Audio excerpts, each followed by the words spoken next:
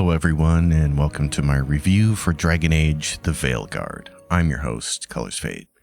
Dragon Age Origins remains one of my favorite role-playing games of all time, but alas, I skipped over both Dragon Age 2 and Inquisition, and as such, I'm not what anyone should consider as a hardcore Dragon Age fan. So if you're looking for a deep analysis of how Veilguard stacks up to the prior games, or how it incorporates all of the lore, you won't find it here. I want to begin by being very clear about what Veilguard is. It's an action RPG with heavy emphasis on the action and less emphasis on the role-playing. This has understandably drawn the ire of some longtime Dragon Age fans. Personally, I don't have a problem with this because I tend to enjoy these sorts of games regardless of how much role-playing they have. The point I want to stress here is that this is very much a video game. It's not trying to be a deep or realistic role-playing sim. If your character falls into deep water, for instance, you'll immediately respawn at the point where you fell in. If you die during a battle, you'll simply respawn at the nearest fast travel location so you can try again. It's not a game that's trying to be hardcore or punishing. It's very much leaning into the idea of being an action-oriented, fast-paced video game that is fun to play. For starters, this is one of the most polished games I've ever played at launch. Everything about the user interface, from the menus to configuration options, is clean and logical. BioWare has done a fantastic job making this game as easy as possible to jump into. Like a lot of newer games, it uses video clips for tutorials so players can get a handle on the game's mechanics as fast as possible. Transitions between gameplay and cutscenes are baked in seamlessly, and there are a number of quality of life features that remove extra button clicks and generally make the game easier to play. For instance, I love how the game handles loot by giving you an option to inspect the item as soon as you loot it and automatically comparing it to your currently equipped item. Then they give you an option to immediately equip that new item, if you so choose, without having to open your inventory separately. This sort of efficient game design permeates the entire game and makes it a joy to play. Like a lot of recent RPGs, Veilguard sports a very in-depth character creation system that allows for a lot of customization. Oddly though, BioWare didn't focus on this in the days and weeks leading up to the game's release and instead spent their time showcasing the game's companions and NPCs. This led many people to point out that the art direction looks a bit too much like a Disney Pixar film, and there are times in the game when that is certainly true. However, while the character models aren't as realistic as some players would like, the art style works very well for this specific game, and the character creator allows for some truly beautiful protagonists. I spent a lot of time on Twitter in the days following the game's release and saw a lot of players posting their amazing rooks with genuine excitement. The fact is, players will always love it when a game allows them to use their imagination to build beautiful and unique characters, and Veilguard does that. Which made me think that BioWare, and any other RPG developer building a game with a deep character customization system, should really take a page from Dragon's Dogma 2 and release the character creator separately in the weeks before the official game launch, so players can immerse themselves in the character creation system.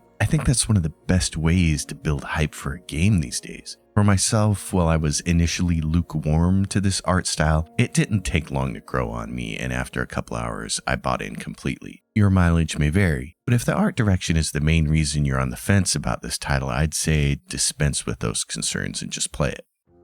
I'm not going to spoil anything with regards to the story and will only reference events that happen during the prologue that you play in the first 30 minutes, but I do want to talk about the setup and the writing as a whole. BioWare had the very unenviable task of trying to introduce a new story that could simultaneously appease old fans of the series while also onboarding new players to the franchise. That's a big ask when there's 3 prior games worth of history and lore to build upon. But they approached it in what I think is one of the smartest ways possible, by wrapping the whole thing in a team assembly narrative. You see, Veilguard, at least for the first act, is basically a fantasy version of the A-Team. And folks, let me tell you, I'm a sucker for team assembly stories. Veilguard starts out with one of the best prologues I've ever seen. It doesn't waste any time setting up the story and launching the player right into the thick of the action. And it does so while leaning heavily on some of the companions from the prior games, which should appease at least a portion of the player base.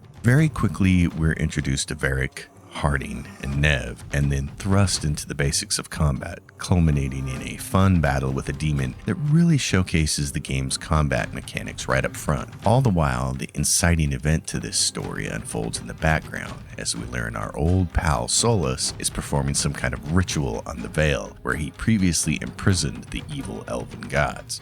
His ritual seems ill-intended and dangerous, but in our haste to stop him, we inadvertently release two of those gods and come to realize that maybe we shouldn't have interrupted his precious ritual after all. Now, I want to make a few points about the writing here. One of the complaints I've seen from some players is that you can't be evil in this game. This is true, but I actually think this is a good thing. Personally, I've become very tired of games shoehorning evil companions into them just so some players can live out their power fantasies of being a bad guy. But moreover, playing an evil character in this particular game with this particular story just doesn't make a lot of sense.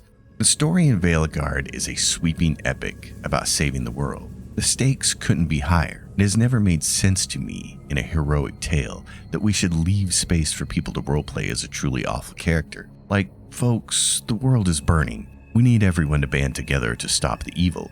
And BioWare seems to agree with this, because there's no real way to play an evil character in this game. The main character, Rook, is definitely more of a hero than a villain. They are a fully voice-acted character with a couple different options for male or female voices. And so even though the player can customize them to look however they want, we're dealing with a handcrafted protagonist, just as if you were playing Geralt of Rivia or the Vault Dweller from Fallout 4.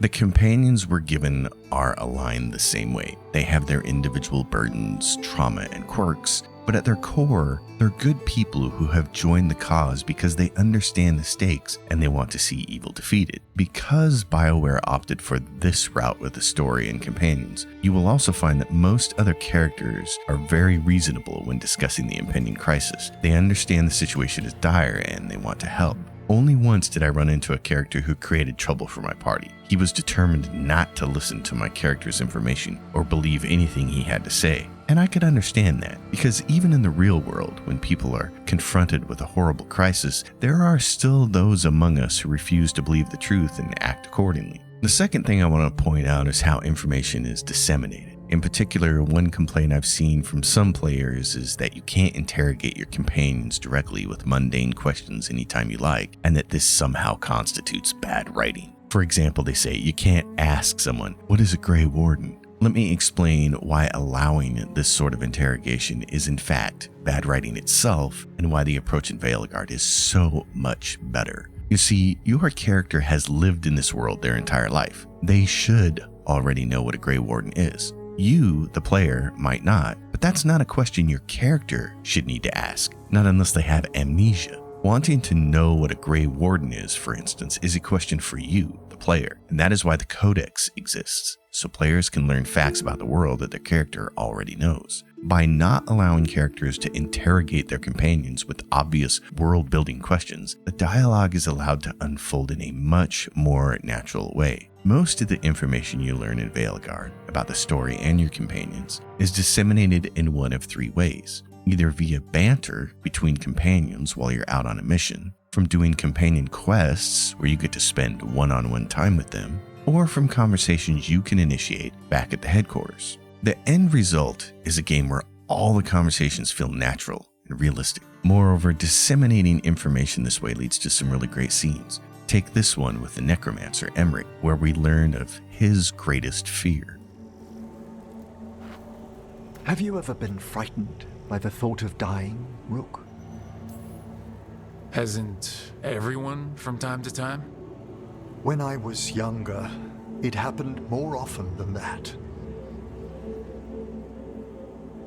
That's when I discovered I possess a great terror of dying. If this were an older game, you'd simply ask Emmerich questions directly and he'd spew this information back in a mundane expositional info dump, the kind of thing you'd encounter in the first hour of the old Dragon Age games. But here, we get a great scene with music and purposeful camera angles. We get a moment with Emmerich that feels authentic and real. As I heard one person say, dialogue in Veilguard feels much more like a conversation with a real person instead of NPCs just talking at you. And I, for one, found this approach really refreshing. Another thing that the game does really well is how it handles interrupted conversations. If you're out on a mission and your two party members are having a conversation and you all get interrupted by some enemies, when the battle is over, your companions will pick the conversation right up where they left off. Hey, we had a thing. Hey, Tosh. How are you doing? I know you were unhappy after, what happened at Weishaupt? Finally, I want to discuss the tone of conversations in this game. BioWare has put a real focus on characters acting with respect toward one another. At one point during the conversation, an NPC was rather rude to a companion in my party. With a little pushback from my character, they apologized and then changed their tone. I found that scene really refreshing and kind of startling because it's not exactly the sort of thing you see in real life. The environments in this game are visually stunning. I was continually in awe of the art direction in every single location, and the levels just seemed to get better and better the more the story progressed. Each location is filled with puzzles and chests, and the way the levels are designed makes exploration very rewarding. You'll see a chest on the map and wonder, how the heck do you get to that area? Sometimes you can reach it right away by completing a puzzle, and sometimes you'll reach it later on when a different area of the level unlocks via the story. None of the puzzles are terribly taxing on the brain either, which in my opinion is a good thing, because there's nothing I hate more than committing 20 minutes to clicking buttons only to wind up frustrated and have to resort to a Google search to find a solution. The puzzles in Veilguard are adequate, and to me that's perfectly fine. As far as notable areas go, early in the game you'll get access to the lighthouse, which serves as a base of operations for your team. Here you'll be able to converse with your companions and receive quests, and there's also a vendor that will allow you to upgrade and enchant you and your companions' equipment. The lighthouse will lead you to the crossroads, a series of floating islands with various portals to different locations in the game. Now, normally these sorts of Nexus locations are pretty boring, and you can skip over them with fast travel, but BioWare has done something really smart here, making the crossroads one of the major explorable locations in the game. Doing quests here will eventually unlock new areas, leading to new loot and revealing bits of Solas's story along the way. It's one of the game's more intriguing locations, and I enjoyed spending my time here as much as any. As an action RPG, the game is very focused on combat. It's fast-paced, engaging, and most importantly, really fun. A large focus of the combat mechanics revolve around the use of primers and detonators. This is a mechanic that people will recognize if they played Anthem or even earlier games like Mass Effect 2. Every class has special skills that can set a primer status effect of one particular type and then detonate a different type. So for instance, mages have skills that can apply the weakened condition and then skills that will detonate the sundered condition. And the tactical pause overlay is really good about informing you which member's skills work in combination with the others, so you don't have to memorize all this information. Detonations allow for some substantial single target damage, and they're something you definitely want to use when facing boss mobs. Thus, part of building a solid team is figuring out which companions have primers and detonators that work together. Generally speaking, having one of each class, the rogue, the warrior, and the mage, will give you access to a full slate of primers and detonators, though this can vary depending on the player's own subclass. What I really liked is that you can tackle some seriously over-leveled bosses in this game with the right companion combinations and the proper equipment. And this is where gear and enchantments really make a difference. Every enemy is vulnerable to one type of damage and resistant to another. It pays when fighting bosses that are significantly over your party's level to visit the vendor at the lighthouse and set the appropriate enchantments on your companion's gear, as well as your own. As an example, one particular boss gave me a lot of trouble early on until I figured out it was vulnerable to cold damage, which I wasn't using. So I went back to the lighthouse, loaded up on equipment that dealt cold damage, grabbed my companions who specialized in cold damage, and then enchanted all our gear for maximum effect. When I went back and tried that encounter again, it was much easier and the enemy finally died.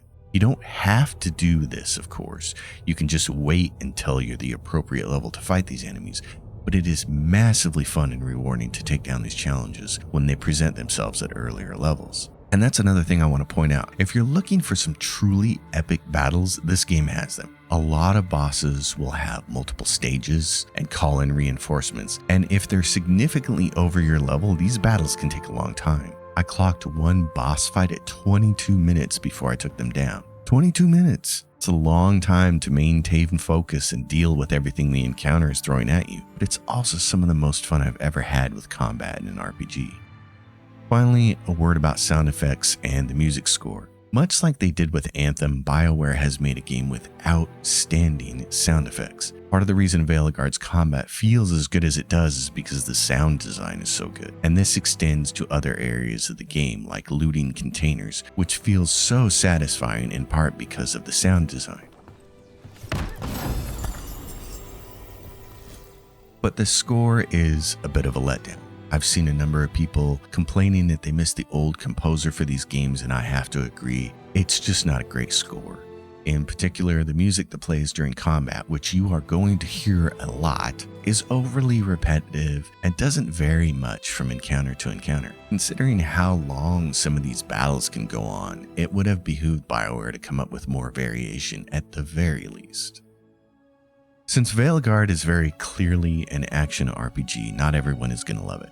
Like I said at the top of this review, those looking for a deeper role-playing experience will be disappointed. But that's okay, because not every game is right for everyone. I actually know people who didn't play Baldur's Gate 3 because they hate turn-based combat. I myself have skipped over a few of this year's more popular titles because I knew they weren't my kind of game. Again, that's okay. That's why I think it's important to meet a game on its own terms and judge it based on what it's trying to accomplish. In this case, Veilguard aims to be a fun action RPG, and I think BioWare hit the target dead center. This is exactly the kind of game I was looking for. Those of you who watch my channel know that while I love tactical turn-based games and I love role-playing games, I also love a great action game.